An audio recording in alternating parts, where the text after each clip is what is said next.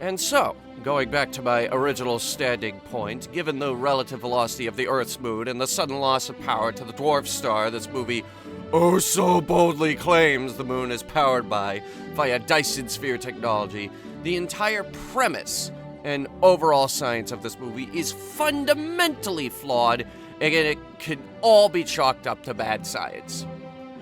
This concludes my lecture on orbital mechanics, astrophysics, and other facts you'd learn if you bothered to play Kerbal Space Program. Any questions? Yeah. Can you repeat that beginning part? And that middle part? You know what? Can you just repeat the whole thing, please? This is basic orbital science! Don't tell me it all went over your head. Well, I mean, it is space stuff, so technically it is all over our heads. Yeah, ha ha ha, funny joke. This is important. Yeah, but how important is it for people to know this? Does anyone actually care about the real science of the moon hitting the Earth? I'm so glad you asked.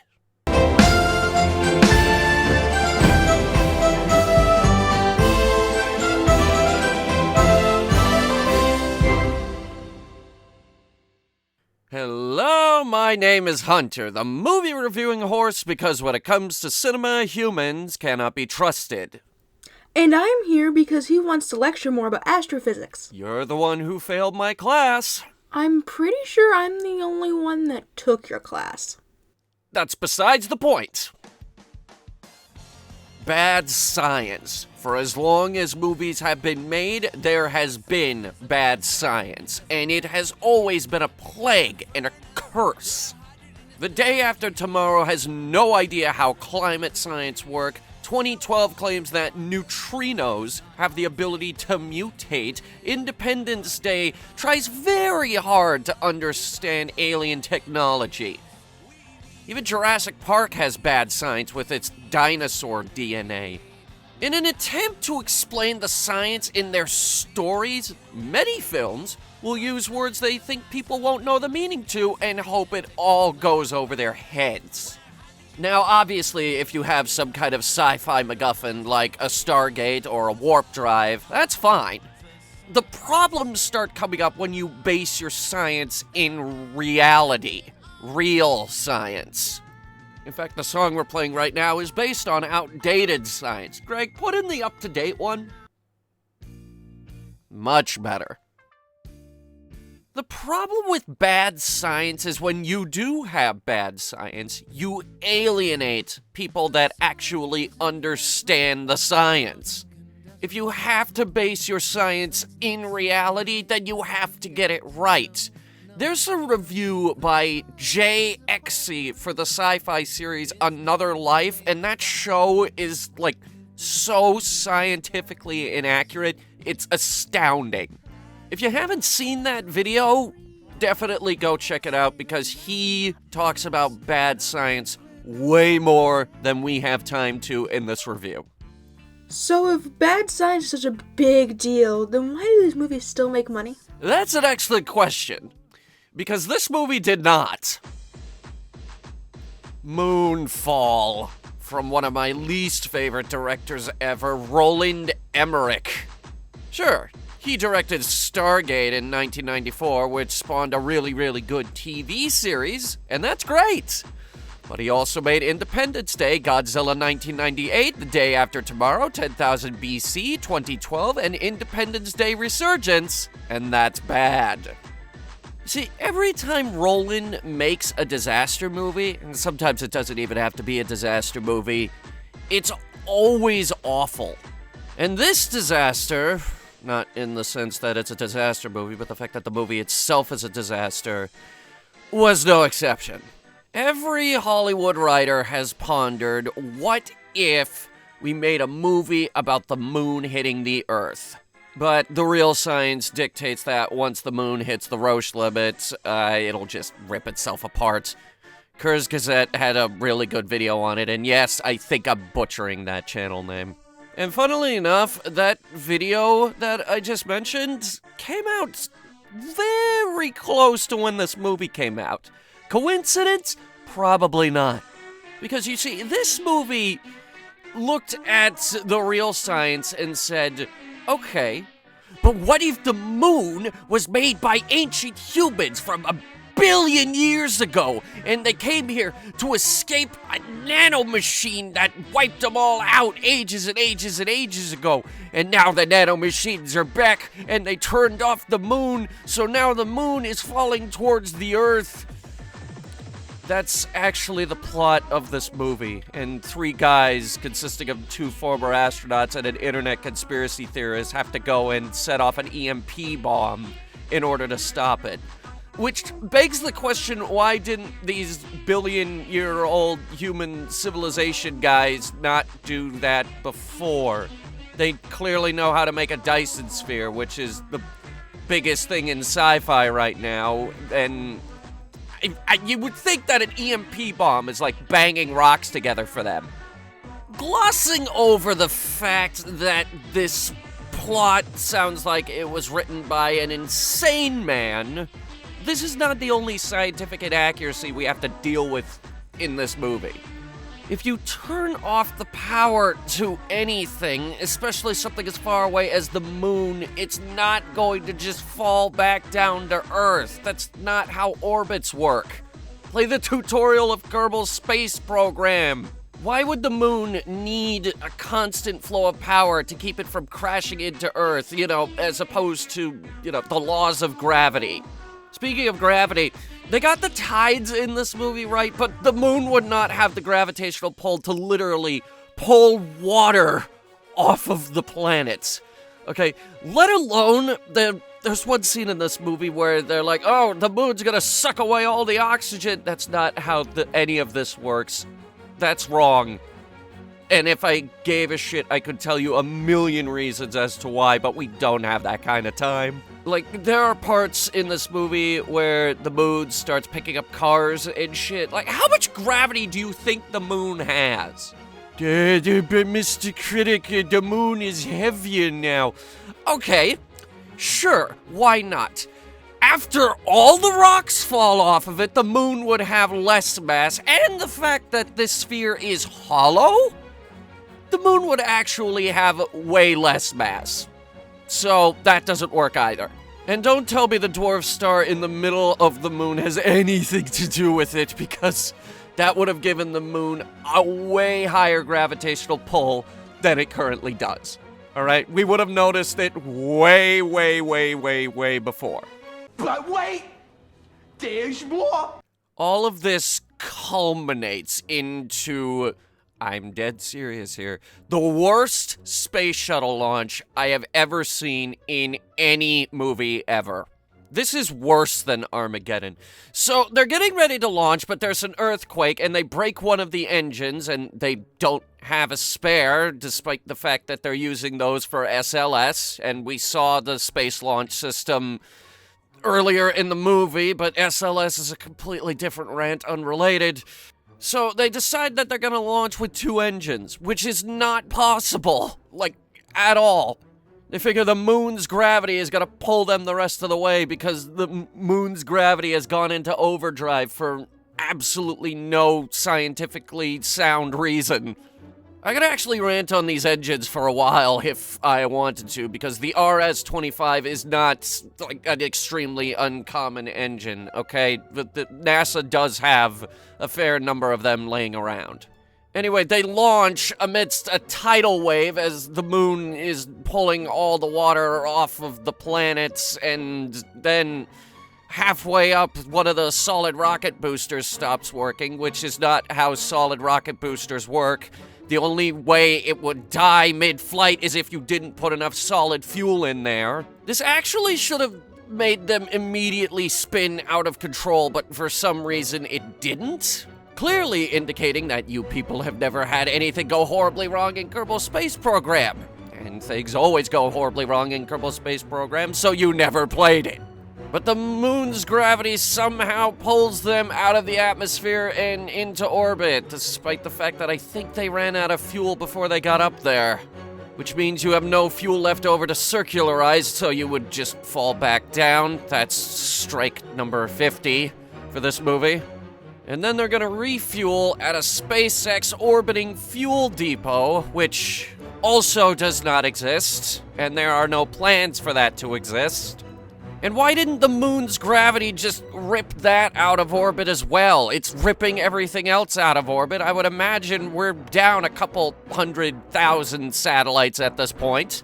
Actually, just popped into my head here.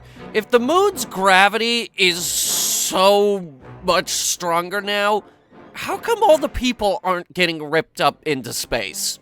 Like, sometimes they do get ripped into space, sometimes they don't. It's like whenever it is convenient for the plot to have these people ripped off the ground and into space. I could go on with the scientific inaccuracies in this movie, but we're nearing the 11-minute mark in this review. In fact, we just hit it. How did he know? And, like, basically, yeah, there is no scientifically sound way for this movie to actually happen. Like, when Wallace and Gromit's A Grand Day Out is a more accurate depiction of space travel than your movie, you might need to touch grass. Actually, truthfully, it would be easier for you to convince me that the moon is made of cheese rather than...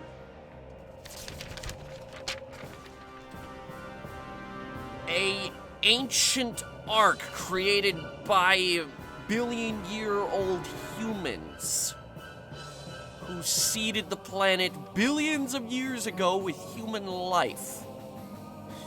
Yeah, okay. Let's talk about the plot of this movie. This is like something that was written by a flat earther, or a hollow earther in this case, I guess. Doesn't help that this movie has a conspiracy theorist as a main character who somehow figured out that the moon is getting closer to Earth before literally anybody else. He also has a mom with memory loss, which was introduced to the plot at the last possible second because the story of Moonfall likes to fly by the seat of its oversized clown pants. This character also dies at the end of the movie when they set off the EMP bomb, which...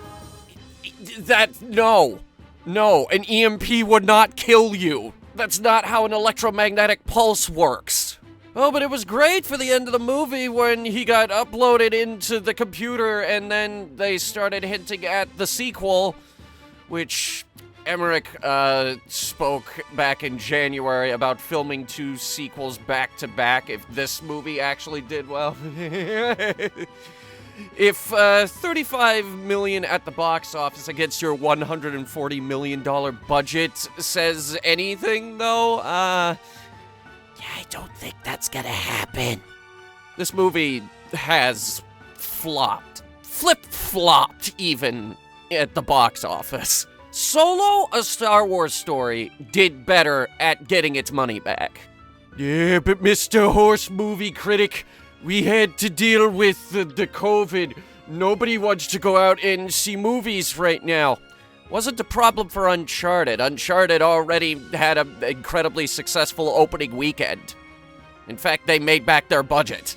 So, Mr. Moonfall, what's your excuse now? Actors? I mean, the actors you got for this movie were alright. Nobody's gonna win any Oscars for performances in this movie. In fact, John Bradley, the guy playing the conspiracy theorist, honestly more endearing than I thought he would be. Like, I thought he was going to be the most annoying character here. He kind of is, but it's not something that I need to rant about. There are some annoying characters in this movie, like Patrick Wilson is up there trying to fix the moon or whatever, and the movie has to keep going back to his son? Our main character's son, which should just make him someone we really shouldn't give a fuck about. This movie doesn't flow too well, because it keeps having to swap back and forth between the people in space that are trying to fix shit and the people on the ground who are trying to deal with shit. And the plot just devolves into more and more stupidity as the plot gets closer and closer to a climax. On the ground, our characters are being shot at by douchebags and running out of oxygen for no adequately explained reason other than to increase the drama of the story. But up in space, it's devolved into this weird sci-fi chase scene with their weirdly unergonomic moonlander. That's another thing. We spend a decent amount of this movie with this Chinese moonlander, but it makes no goddamn sense as a lander. Because the designers in this movie, basically designed it to be, a fast-looking ship. This is a classic example of design by script. The only reason it's designed that way is so that they can take advantage of it in the movie. Like, the windows on the rover give them an effective rear-view mirror because they need to look behind them in the script. Otherwise, there is no ergonomic way you're going to be able to land that thing and deploy the rover without the rover landing on its face. Oh, and also we put the EMP bomb in there, and there has to be a human with the bomb, otherwise the nano-robots aren't going to go after it.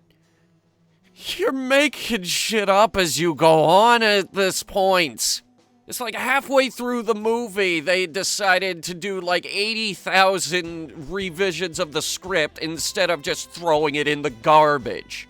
Speaking of garbage, which is a segue I could put anywhere in this review, am I the only one just a little bit concerned with how much this movie devolves towards the third act? There's one scene where they end up in the back rooms of the Matrix, and then it devolves into the dumbest sci-fi chase scene I've ever seen. By the end of this film, it had devolved into bland sci-fi action movie. The worst part is it doesn't do anything interesting after that. It just rolls credits. We don't even get a scene where Earth is trying to pick up the pieces of everything that just got destroyed, which was pretty much everything on the Earth. I guess they were hoping to save that for the sequel, but pretty sure we all know that's not gonna happen. Was there anything good about this movie? Or at least fine? Meh. Not really. I guess they made good use of their special effects budget, but even then, that's kind of not really well done because our main bad guy is just this sort of cloud of nanomachines that kind of looks like a kaleidoscope every now and then. I mean, when your main villain is just like a blah, then you might want to do some revisions, maybe make him look like a person or something that punches them in the face or something. At least that would have been funny. Also, even with their good use of the special effects budget, you can't really get an appreciation for the scale of this movie. This movie has Dyson spheres. These are supposed to be impossibly big, and they're flying around them like it's just, a really, really, really big ring. This is supposed to be, beyond grand scale. We're talking about gigastructural engineering, and they can't really make it seem big enough.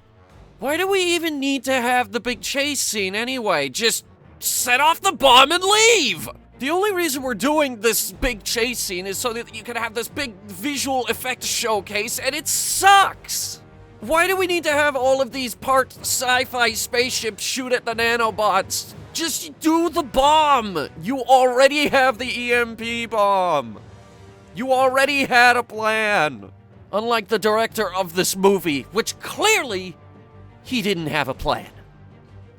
And it shows. And if he can spot a giant dust cloud on the moon from the space shuttle, how come nobody else could see it? There's a billion problems in this movie, and I can't get to all of them. My final verdict on this movie? 4 and... no, just a 4. Just a 4. This is a film that will go down in history as one of the most scientifically inaccurate things Hollywood has ever produced. Up there with the likes of Independence Day, After Earth, The Day After Tomorrow, and Armageddon. It's a movie clearly aimed at people who don't know better, but guess what? A lot of people know better now. People are smarter than when we made The Day After Tomorrow or 2012. Bad science is a disease on Hollywood, and it must be stomped out. And I can only hope that the fact that this movie is completely and utterly tanking at the box office, that is an indication to Hollywood executives that this needs to stop. Moonfall is just a culmination of special effects, bad writing, dumb characters who have no idea what they're doing, and Hollywood actors who have no idea what they're talking about, acting as though they do. It's stupid, it's not even fun to look at, and it stays on screen way longer than it should. I can only hope that this is the last Roland Emmerich disaster movie, because they're getting worse and worse with every iteration. And this one was just stupid. Do not see this movie. Do not even see this movie as a joke. Do not go to see this movie just to spite me, because I know that some of you do that. Do whatever you have to not give this movie your money, because maybe, just maybe, this could be the final nail in the coffin for these goddamn films. Okay, so space is my thing. I get it. That doesn't mean you have to review an entire movie to get your point across. Well, hey, give yourself some credit. You're doing better than you think. At least you understand how the core messed everything up. Wait, it did? We'll work on it. My name is Hunter, and this has been a Hunter Review. Hey guys, thanks for watching our review on this stupid movie. I just wanted to come on here and thank all of the sources that I cited in this review, as well as everyone who helped me figure out the science of this movie, including but not limited to Kurtz Craig, probably butchering that name, Scott Manley, and of course, Kerbal Space Program for teaching me everything that I know about spaceflight. If you guys do want to get a copy of Kerbal Space Program, you can pick it up from our affiliate link down below in the description on Green Man Gaming. It's 79% off right now, and also the DLCs are a pretty good price too. So definitely check that game out if you want to learn how to actually fly through space. And I also want to thank all of our Patreons, because I see some new faces here. Jay Norris, Dark Blue Fire, the FOE3, Gavin Domenico, Saxuan, Ghost 2 All, Tribal Typhoon, and Julian Gushway. Our Patreon link is down below as well. Thank you all so much for watching. I'm going to be doing my best to bring you even more Hunter reviews this year. Here's some credits, and I'll be seeing you guys soon. There once was a guy who created a machine, a thing that would take people to and from some other world. And when he arrived, he had run into a pony who smiled and decided that they both should go see a film. When that movie sucked, they decided to join forces, and then they created a new show called Hunter Reviews.